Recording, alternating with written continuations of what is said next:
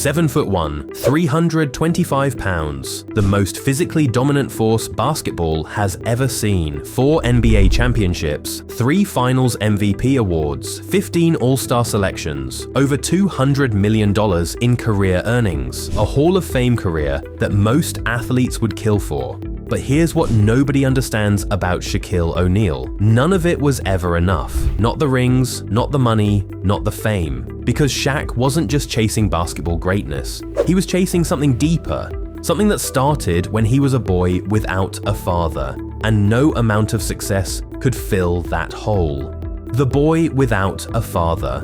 Newark, New Jersey, 1972. Shaquille O'Neal is born to a 17-year-old single mother. His biological father, Joe Tony, is not in the picture, addicted to drugs, in and out of jail, gone before Shaq can even form memories of him. But Shaq's mother meets a military man named Philip Harrison. A sergeant, strict, disciplined, strong. Philip becomes the only father Shaq ever knows. He raises him, teaches him structure, pushes him, and instills in him something that will drive Shaq for the rest of his life. The need to be more, to achieve more, to prove he's worthy. They move constantly because of the military.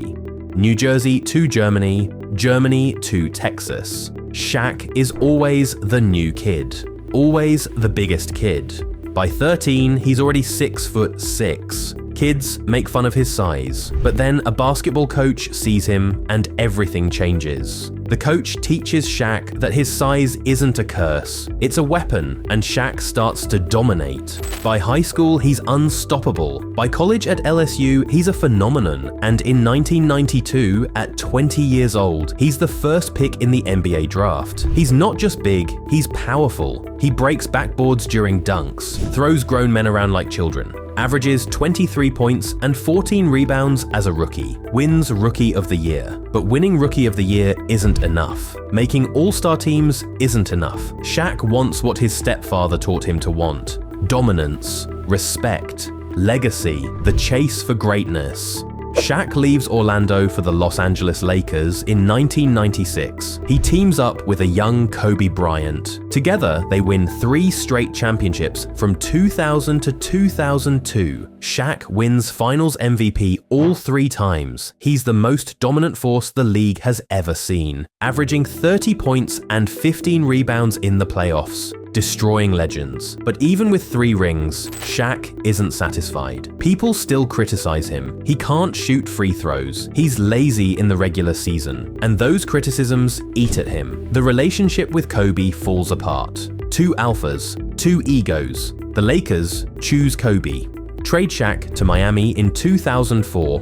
People say he's done, past his prime, will never win again. Shaq takes that personally. He goes to Miami and wins another championship in 2006, his 4th ring. At 34 years old, when everyone said he was finished, Shaq proves them wrong. But even that isn't enough, because the narrative becomes that Dwyane Wade carried the team, so he keeps chasing Phoenix, Cleveland, Boston, bouncing from team to team, trying to get one more ring, one more moment to prove he's still dominant. But the body breaks down. By 2011, at 39 years old, Shaq retires. 4 championships, 3 Finals MVPs, one of the most dominant players in history, a first ballot Hall of Famer. Anyone else would be satisfied, but not Shaq, because Shaq's chase was never just about basketball. The hunger that never dies. He didn't retire and disappear. He couldn't. After retiring, Shaq became everything. TV analyst, actor, rapper, DJ, businessman. He's invested in over 100 businesses, owns restaurant franchises, car washes, gyms. He's on TV constantly.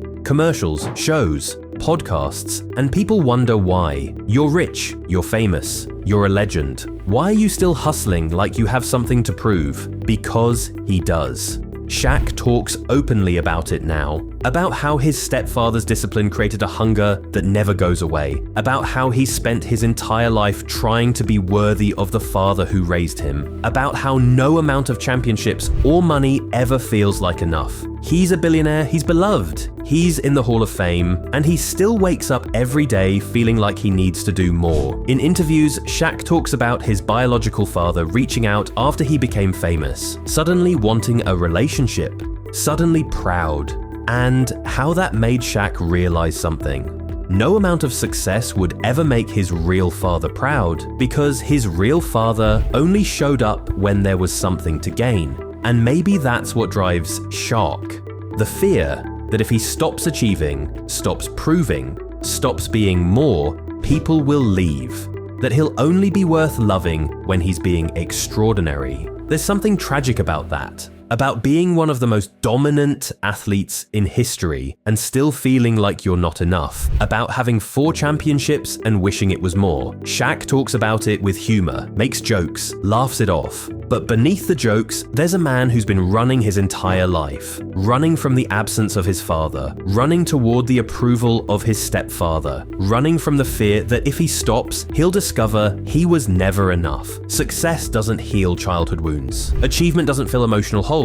You can be 7'1" and still feel small. You can dominate the court and still feel inadequate. You can have everything and still feel empty. Because the chase was never really about the championship rings, or the money, or the fame. It was about proving to himself that he was worthy of love, worthy of his stepfather's pride, worthy of existing without his biological father. And that's a race you can never win. Because external achievement can't fix internal pain. Shaq has everything, and he's still chasing, still building businesses, still saying yes to every opportunity, still trying to be more. That's not ambition, that's survival. It's what happens when a boy grows up without his father and spends his entire life trying to prove he's enough.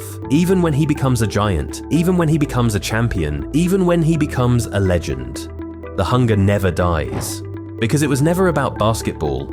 It was about being seen, being valued, being worthy, and no trophy can give you that.